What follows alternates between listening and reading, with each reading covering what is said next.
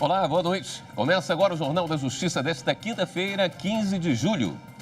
O ministro Ricardo Lewandowski garante acesso ao deputado Ricardo Barros a dados coletados pela CPI da pandemia em que ele seja citado diretamente. O ministro do STF negou o pedido do líder do governo na Câmara para que a comissão fosse obrigada a marcar o depoimento do parlamentar o quanto antes. Esse é um dos destaques da edição de hoje. Você vai ver também. Ministra Carmen Lúcia anula a decisão que determinou que o jornal retirasse checagem de site. Superior Tribunal de Justiça suspende expedição de precatório milionário contra a Prefeitura de São Luís, no Maranhão. Exposição virtual conta a história dos 130 anos do Supremo Tribunal Federal na era da República.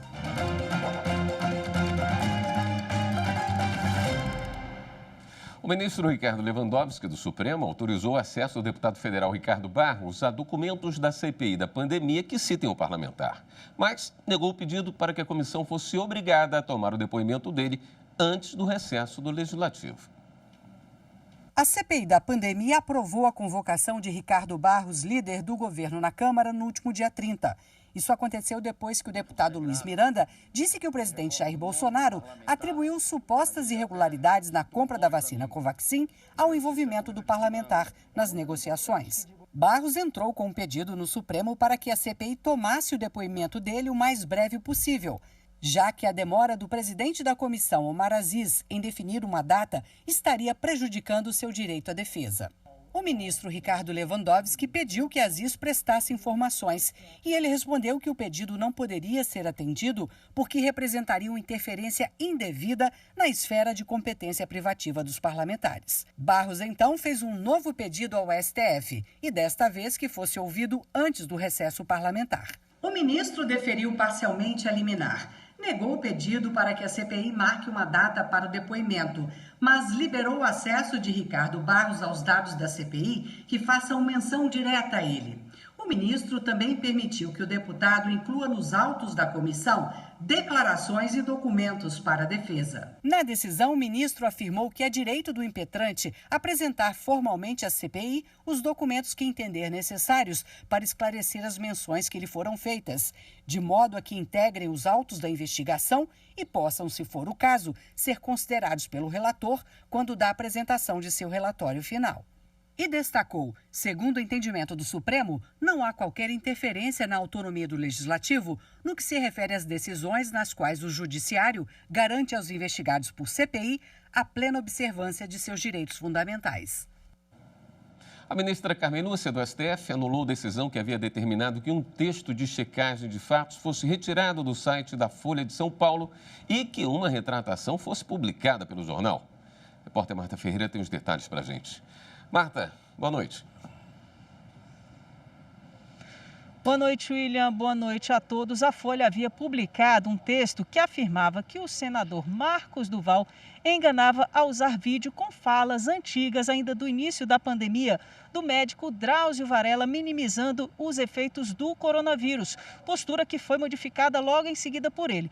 O senador, então, entrou na justiça alegando que havia sido difamado pela Folha. Ele conseguiu uma decisão favorável de um juiz de Vitória. A Folha, então, recorreu ao Supremo e a ministra Carmen Lúcia, relatora do processo, anulou a sentença e destacou que o juízo impôs censura a órgão de imprensa, algo incompatível com a Constituição.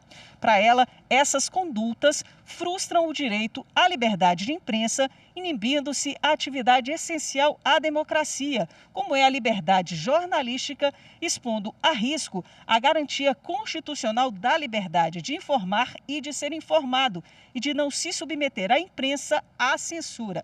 Carmen Lúcia também afirmou que a condição de agente político do senador o deixa mais exposto à crítica e sujeito a ter suas ações ou omissões submetidas ao olhar da imprensa e da sociedade. William. Obrigado pelas informações, Marta. O presidente do Superior Tribunal de Justiça, ministro Humberto Martins, suspendeu a expedição de precatório milionário contra o município de São Luís, no Maranhão. O precatório no valor de R$4.400.000 era de uma dívida do município de São Luís, no Maranhão, com uma construtora. Inicialmente, a 4ª Vara da Fazenda Pública do município revogou um despacho para expedição do precatório e pediu esclarecimento quanto ao valor determinado nos cálculos. A empresa recorreu da decisão, alegando que já teria direito ao pagamento. O Tribunal de Justiça do Maranhão deferiu o pedido da empresa e suspendeu os atos que impossibilitavam a expedição do precatório. O município, então, entrou com um pedido de suspensão no Superior Tribunal de Justiça, alegando que a decisão do Tribunal Maranhense tem o potencial de causar sérios prejuízos. O presidente do STJ, ministro Humberto Martins, ao analisar o caso, disse que o município conseguiu demonstrar com clareza o risco de danos à ordem administrativa e econômica que afetam a prestação de serviços públicos. Humberto Martins explicou ainda que o ente municipal fundamentou adequadamente o pedido de suspensão, sustentando que a liminar do Tribunal de Justiça não analisou vários aspectos controversos da questão. A possível exacerbação dos honorários advocatícios, a alegada invalidade do acordo por incompetência da autoridade e a existência de decisão transitada em julgado na Justiça Federal. O ministro acrescentou que todos esses fatos evidenciam o risco de lesão à economia pública, o que justifica a suspensão da expedição do precatório até a conclusão do processo na Justiça Estadual. O Ministério Público Federal em Minas Gerais entrou com ação na Justiça contra a Agência Nacional de Transportes Terrestres. O pedido é que a NTT seja obrigada a mudar a resolução que autoriza empresas de ônibus interestaduais a cobrarem o valor total de taxas de viagens de idosos que não conseguirem passagens gratuitas.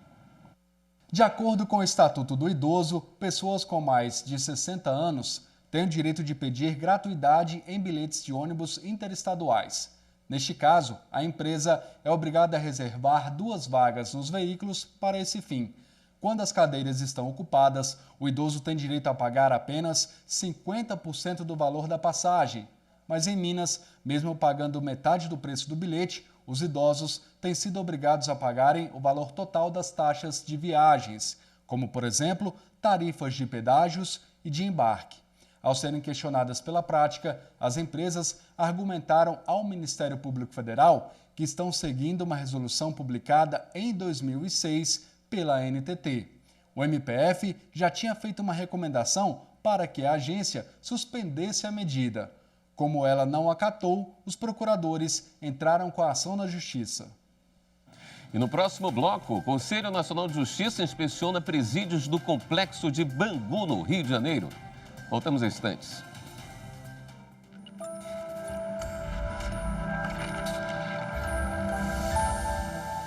A Constituição Federal Brasileira é riquíssima ao garantir a nossa democracia e direitos fundamentais primordiais.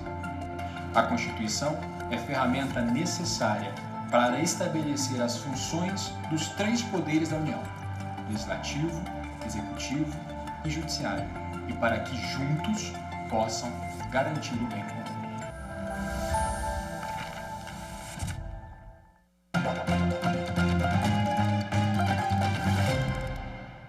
O ministro Alexandre de Moraes, do Supremo Tribunal Federal, suspendeu uma decisão sobre escolaridade de cargo de chefia na cidade de Aparecida, em São Paulo. Para o ministro, o entendimento do TJ Paulista, que proíbe a tramitação de projetos de lei sobre o tema, ofende o princípio da separação dos poderes. O pedido ao Supremo foi feito pelo prefeito de Aparecida, Luiz Carlos de Siqueira. Uma das decisões questionadas determina que ele se abstenha de encaminhar qualquer projeto de lei que exclua a exigência de nível superior completo para os ocupantes dos cargos de chefe de seção. Já outra determina que a presidente da Câmara Municipal de Aparecida deixe de dar andamento, colocar em pauta, votar e aprovar o projeto de proposta de subemenda 01 de 2021, a emenda 38 à Lei Orgânica do Município. Para o ministro Alexandre de Moraes, relator do processo, a determinação imposta ao prefeito viola não somente os precedentes do Supremo, mas também o princípio da separação dos poderes, por interferir de modo inadmissível na atribuição do chefe do executivo local de deflagrar o processo legislativo, ameaçando a harmonia entre os poderes. O ministro ressaltou que a possibilidade de apresentação de projeto de lei à Casa Legislativa, além de configurar válida manifestação do princípio democrático, é prerrogativa constitucional atribuída ao chefe do Poder Executivo, nos termos do artigo 61 da Constituição Federal. O Conselho Nacional de Justiça realizou inspeções nesta quinta-feira em unidades do Complexo Penitenciário de Bangu, no Rio de Janeiro. Os detalhes do trabalho com o repórter Renato Rosa. O trabalho da comitiva é uma das ações definidas pelo Conselho Nacional de Justiça para o acompanhamento de sentença da Corte Interamericana de Direitos Humanos. O compromisso foi firmado em audiência pública no dia 2 de junho. Além do Instituto Penal Plácido de Sá Carvalho, alvo da decisão da Corte Interamericana, as outras duas unidades, Penitenciária Laércio da Costa Pelegrino e a Cadeia Pública Jorge Santana, no Complexo Penitenciário de Bangu, no Rio de Janeiro, estão em situação crítica devido à superlotação. Nesta quinta-feira, autoridades do Poder Executivo e do Judiciário discutiram medidas que poderão melhorar as unidades. Também foi formalizado o serviço de atendimento à pessoa custodiada na Central de Audiências de Custódia no Presídio de Benfica. As atividades do CNJ no Rio de Janeiro também marcam a retomada da agenda de pactuações com tribunais de todo o país para o programa Fazendo Justiça. A parceria para implementar a nova fase já foi firmada com 19 tribunais, em missões realizadas desde o final do ano passado, mas interrompidas em razão da pandemia de Covid-19. Nesta sexta-feira, haverá assinatura do plano executivo do programa com o Tribunal de Justiça do Rio de Janeiro. Estão abertas as inscrições para a escolha de 2 novos conselheiros do Conselho Nacional de Justiça. As vagas são para desembargador de Tribunal de Justiça e juiz estadual, em decorrência do fim do mandato em novembro de 2 conselheiros que ocupam esses cargos. Os magistrados de primeiro e segundo graus interessados em ocupar uma das vagas devem se inscrever no site stf.jus.br/vaga-CNJ e enviar currículo até 19 de julho. Os documentos serão apresentados aos ministros do STF para escolha dos indicados em sessão administrativa da Corte. A primeira turma do Tribunal Superior do Trabalho decidiu que o vínculo em mídias sociais como o Facebook ou a participação em grupos de WhatsApp não configura amizade íntima entre uma empregada e a testemunha de reclamação trabalhista ajuizada por ela.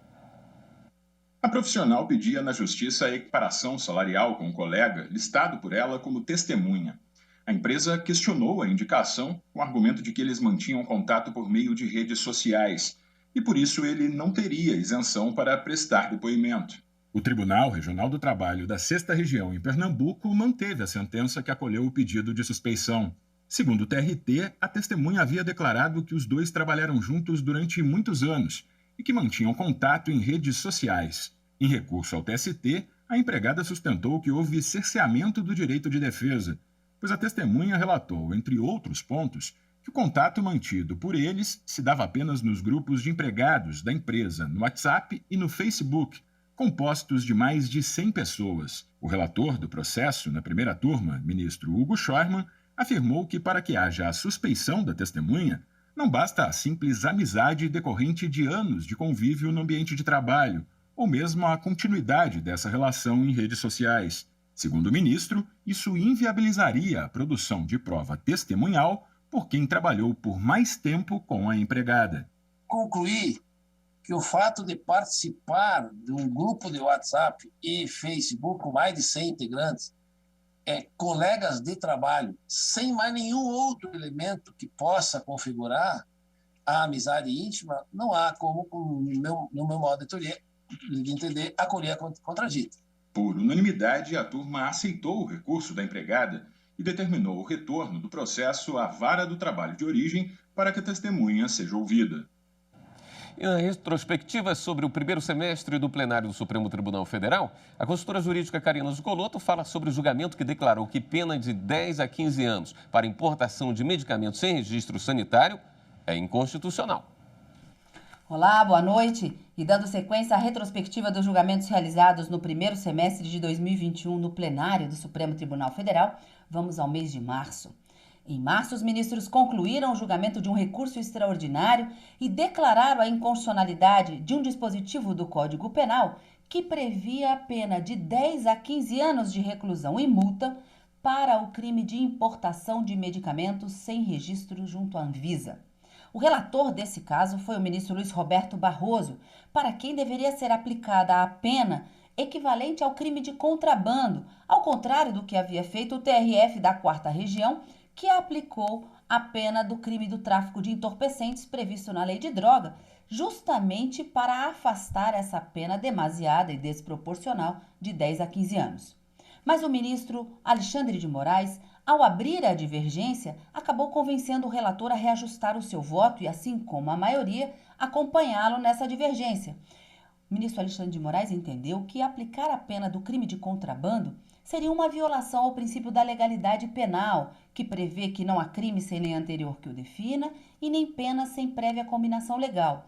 E com a declaração de inconstitucionalidade do dispositivo, deveria ser aplicado os efeitos chamados repristinatórios, ou seja, deveria ser aplicado a esse tipo penal, importação de medicamentos sem registro na Anvisa, a pena prevista na redação originária do Código Penal, que era de 1 ano a 3 anos de reclusão, para afastar essa pena desproporcional.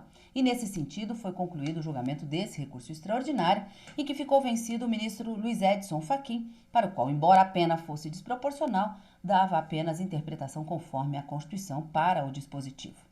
Outros julgamentos dentro dessa nossa retrospectiva dos julgamentos do primeiro semestre de 2021, você continua acompanhando aqui na TV Justiça, no Jornal da Justiça, 2ª edição. Amanhã a gente te espera.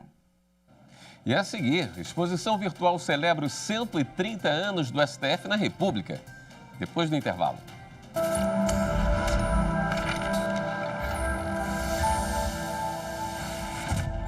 A Constituição Federal do Brasil, definida por Elis Guimarães como a Constituição Cidadã, marca o fim de um longo período ditatorial e a retomada da tão esperada democracia.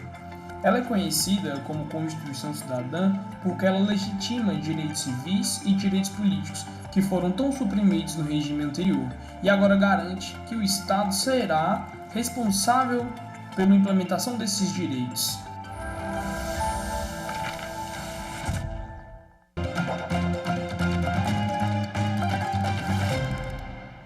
O TSE, em parceria com o Tribunal Regional Eleitoral de Santa Catarina, promoveu um evento virtual sobre a eleição suplementar de Petrolândia, cidade catarinense.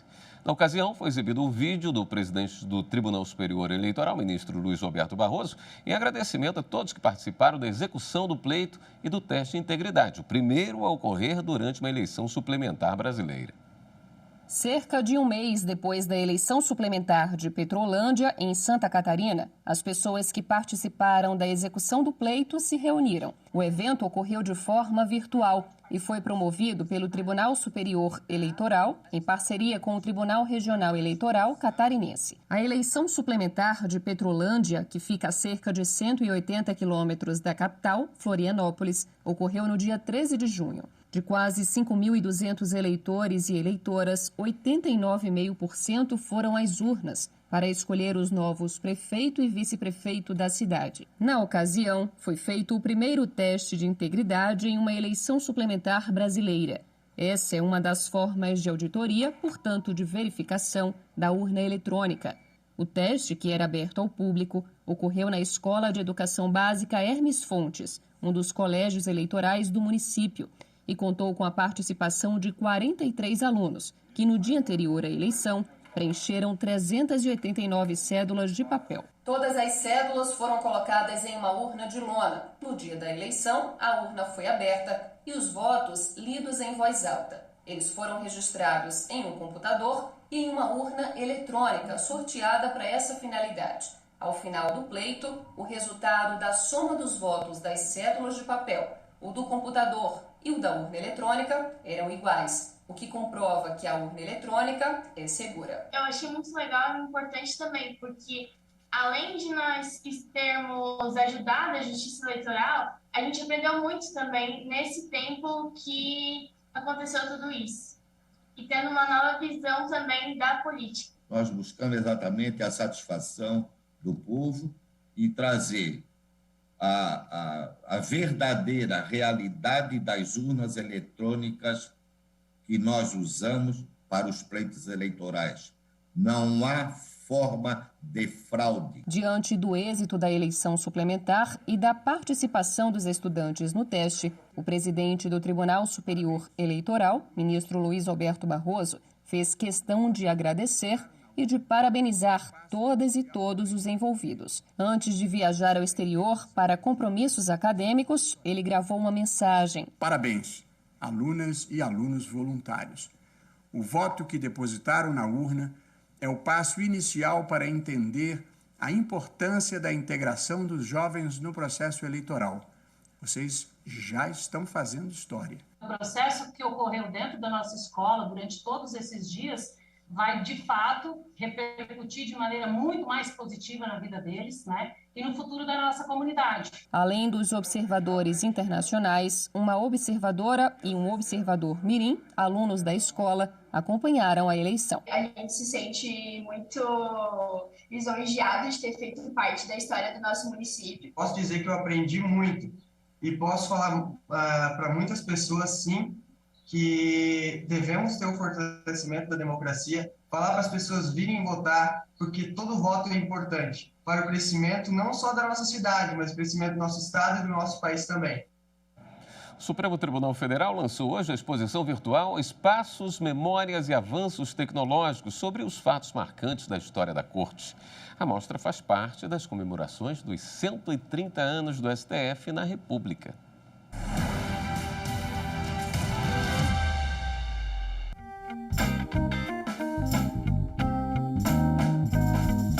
A exposição é um passeio pela história do Supremo. São fotos, documentos digitalizados e recursos multimídia que mostram em detalhes a trajetória da Corte ao longo dos anos. Sem sair de casa, o visitante terá acesso a verdadeiras galerias de arte virtuais em espaços 3D totalmente realistas. Apresentar uma narrativa institucional que consiga conciliar nesses 130 anos do Supremo na República, primeiramente, os seus espaços, ou seja, as sedes da Corte, explicar o ambiente de deliberação institucional do Supremo Tribunal Federal, que é a atividade por excelência da Corte, que é prestar jurisdição. Então, e temos a Carta de Serviços Digitais, que coloca a Corte como uma Corte Constitucional Digital. A mostra foi dividida em 4 ambientes em ordem cronológica.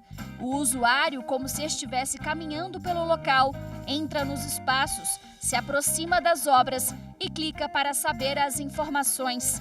Existe ainda a opção de um tour guiado com locução explicativa para deficientes visuais. O público vai ter a chance de ver, por exemplo, a ata de instalação do STF em fevereiro de 1891 e fotos do plenário da antiga sede da Corte no Rio de Janeiro. Outros destaques são os processos manuscritos do século XIX e registros da construção do Supremo em Brasília. Além de fatos marcantes do passado do tribunal, a exposição ainda aborda o momento atual da Corte e os avanços tecnológicos desenvolvidos durante a pandemia. O fortalecimento do STF no ambiente virtual é tão marcante que pode ser considerado um dos pontos fortes da mostra. Tanto em relação aos primeiros movimentos do tribunal, em relação à implementação da internet na Corte, como também a própria ideia de prestação de serviços online. No momento drástico da história do país, que é a pandemia, a Corte consegue prestar um serviço adequado com o ambiente de deliberação virtual, que é o denominado plenário virtual, da repercussão geral da questão constitucional, e as sessões virtuais para todas as classes processuais dos 3 espaços de deliberação da Corte. O plenário da Suprema Corte, a primeira turma e a segunda turma.